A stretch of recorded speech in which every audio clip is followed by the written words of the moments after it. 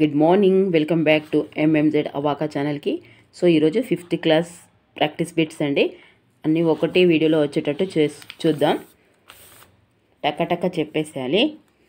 మన జెండా పాఠ్యభాగ రచయిత ఎవరు? ఆన్సర్ ఈజ్ శేషం లక్ష్మీనారాయణ.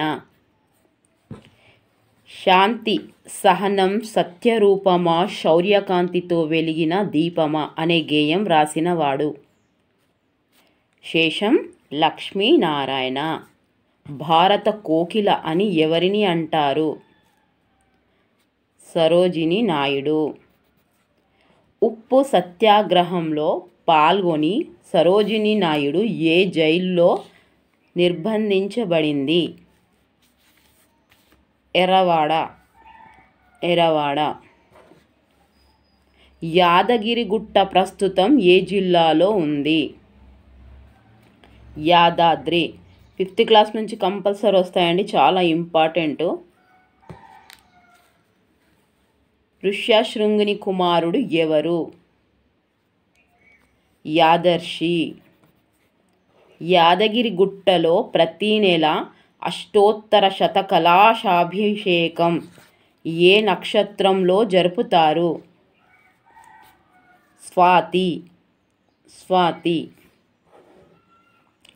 స్వాతి నక్షత్రం. స్వామివారికి తిరువేది సేవ చేసి పంచాంగ శ్రవణం ఏ రోజున జరుపుతారు? ఉగాది. యాదగిరిగుట్టపై ప్రతి సంవత్సరం మార్చి ఏప్రిల్ నెలలో బ్రహ్మోత్సవాలు ఎన్ని రోజులు జరుగుతాయి? 11 రోజులు. రాష్ట్ర విభజన తరువాత సప్తగిరి ఛానల్ పేరు ఏమని మార్చారు? యాదగిరి. ఇది లాస్ట్ ఇయర్ వచ్చిందండి. అంటే పేపర్ 1 పేపర్ 2 వాళ్ళకు కూడా ఛాన్స్ ఉండే కాబట్టి రాశారు. ఇది యాదగిరి రాయలేదండి, చాలామంది సప్తగిరి అని రాశారు. రాష్ట్ర విభజన తర్వాత సప్తగిరి, ఇంకేమో ఉండే సప్తగిరి ఇవ్వలేదు, వేరేది ఇచ్చాడు. ఛానల్ పేరు దూరదర్శన్ ఛానల్ పేరు ఏమని అని ఇచ్చాడు. అందరూ అప్పుడు యాదగిరి సప్తగిరి అంటే సప్తగిరి రాశారు. యాదగిరి.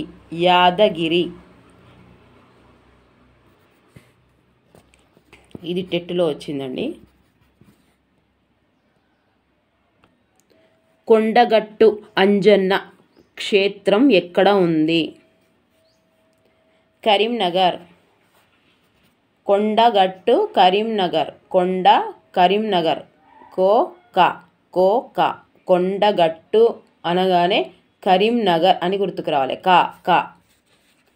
కొండగట్టు అంజన్న సగం నారసింహస్వామి ముఖంతో ఏ ముఖాభిముఖుడై ఉన్నాడు? ఉత్తరాభి. సాలార్జంగ్ మ్యూజియం ఎక్కడ ఉంది? హైదరాబాద్. సాలార్జంగ్ మ్యూజియం మూసీ నదికి ఏ ఒడ్డున ఉంది? దక్షిణం. ఇవి చిన్నగా అనిపిస్తాయి కానీ కన్ఫ్యూజ్గానే ఉంటాయండి, డైరెక్ట్ క్వశ్చన్స్ కదా, గుర్తుండదు ఒకసారి. తూర్పా దక్షిణమా అని. సాలార్జంగ్ మ్యూజియం ఏ ఆకారంలో ఉంది? అర్ధచంద్రాకారం. భారతదేశంలో ఉన్న అతిపెద్ద మ్యూజియాలలో సాలార్జంగ్ మ్యూజియం ఎన్నో స్థానంలో ఉంది? 3వ స్థానంలో ఉంది. సాలార్జంగ్ మ్యూజియంలో ముఖ్యమైనది ఏది? గంటల గడియారం. ప్రపంచ ప్రఖ్యాత రెబెక్కా శిల్పమును చెక్కిన ఇటలీ దేశస్థుడు. Answer is GB Benzoni. ఆయన ఏ దేశస్థుడు అని కూడా అడగొచ్చు, ఇది కూడా క్వశ్చన్ అవుతుంది. ఇటలీ దేశస్థుడు. జీజీబీ బెంజోని. చెట్టు నీడ పాఠ్యభాగంలోని పిసినారి ఎవరు? పాపయ్య. పిసినారి పాపయ్య. పాపయ్యకు బుద్ధి చెప్పినవాడు ఎవరు?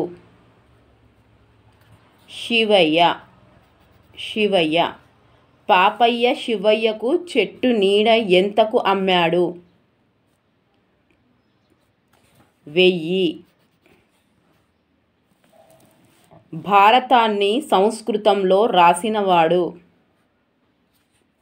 వ్యాసుడు. అలుగులు అనగానేమి? ఆన్సర్ ఈస్ బాణాలు. తెలుగు సంవత్సరాలు మొత్తం ఎన్ని కలవు? 60. సంవత్సరాలు 60. మనసుంటే మార్గముంటది పాఠ్యభాగంలోని దివ్యాంగురాలైన బాలిక ఎవరు? జ్యోత్స్న. బోనాల పండుగలో అమ్మవారికి వస్త్రాలు, కానుకలు, ఓడిబియ్యాన్ని సమర్పించడం మొదలైన తంతును ఏమంటారు? ఊరడి. ఇది కూడా వచ్చిందండి టెట్లో. ఊరడి. ఇవి ఇందులో నుంచి కూడా కంపల్సరీ వస్తాయి, ఖచ్చితంగా వస్తాయి. భోజనం కుండ అనే అర్థమిచ్చే పదం ఏది? బోనం. బోనం. బోనం కుండలో నీళ్లు పోసి పెరుగు, బెల్లం మొదలైనవి వెయ్యడాన్ని ఏమంటారు? సాక. ఇది కూడా అడుగుతాడు. బోనంలో ఏమేం వేస్తారని. పెరుగు, బెల్లం, నీళ్ళు. సాక. చిట్యాల ఐలమ్మ, చాకలి ఐలమ్మ స్వగ్రామం ఏది? కృష్ణాపురం. ఐలమ్మ ఏ గ్రామపు కోడలైంది? చిట్యాల. ఐలమ్మ ఎవరి భూమిని కౌలు చేసింది? Answer is Mallampalli Kondalarao. యేసు ప్రభువు ఎక్కడ జన్మించాడు?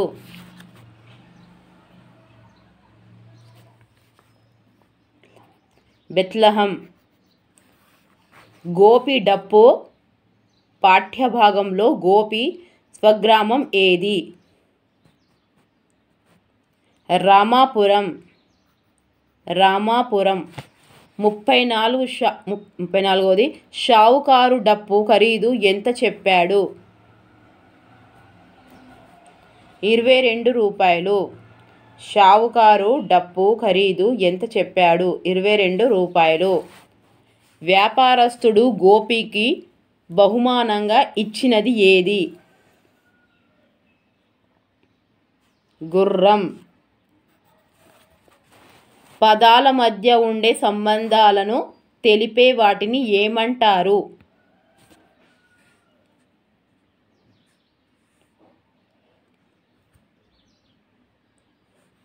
విభక్తులు. చిత్తు బొత్తు ఆట ఏ గింజలతో ఆడుతారు? చింతగింజలతో ఆడుతారు. ఇంబ్లి అనగానేమి?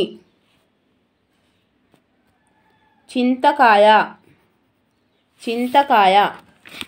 1908లో మూసీ నదికి వరదలొచ్చినప్పుడు అక్కడున్న చింత చెట్టుకి ఎంతమంది ప్రాణాలు కాపాడుకున్నారు? ఇక్కడ చింత చెట్టు ఎక్కేట ఎంతమంది ప్రాణాలు కాపాడుకున్నారు? 150 మంది. అంటే చెట్టు అంత పెద్దగా ఉండేది అన్నట్టు. 150 మంది. చింతపండులో ఉండే విటమిన్ ఏది? C vitamin. శ్రీ రాజరాజేశ్వర స్వామి దేవాలయం ఎక్కడ ఉంది? వేములవాడ. రాజరాజేశ్వర వేములవాడ. రాజరాజేశ్వర వేములవాడ. సాలార్జంగ్ మ్యూజియం ఉన్న ప్రాంతం ఏది? దారుల్ షిఫా. దారుల్ షిఫా.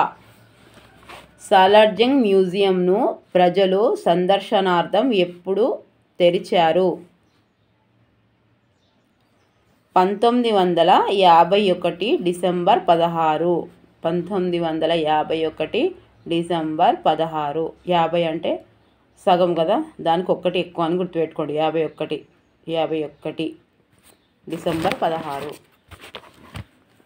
భారతాన్ని తెలుగులోకి అనువదించినవాడు?